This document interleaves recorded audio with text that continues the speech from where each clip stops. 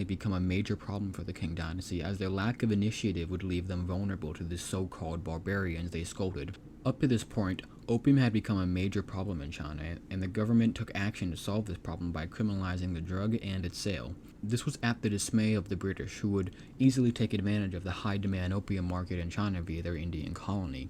The British held further grievances with China due to their restrictive trade in Canton, and sought out an excuse to change that.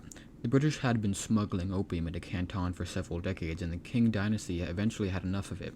Upwards of 10% of China's population were addicted to opium, so actively selling your own country's valuables in exchange for poisoning it had to be stopped. Starting in 1839, the king seized British opium cargo in Canton, including the sailors.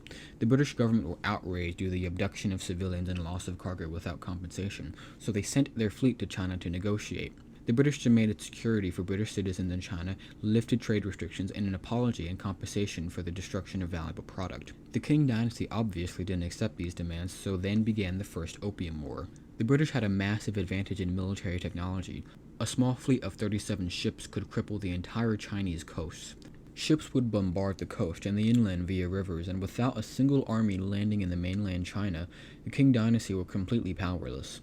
3 years of unstoppable harassment made the king accept what would be known as the unequal treaties. The British gained several concessions from China, including ceding Hong Kong, opening 5 more ports for trade, and a massive sum of money for compensation. Furthermore, the British were allowed to continue the opium trade and were favored for all other kinds of trade with China. The Treaty of Nanking gave the British so much economic influence in China that they gained an informal empire in the south. While not directly controlled by Britain, much of China would fall under the sway and become economically dependent upon the foreign market. Such a profitable undertaking caught the eye of other advanced nations as well, warning nearby nations of the consequences of stagnation.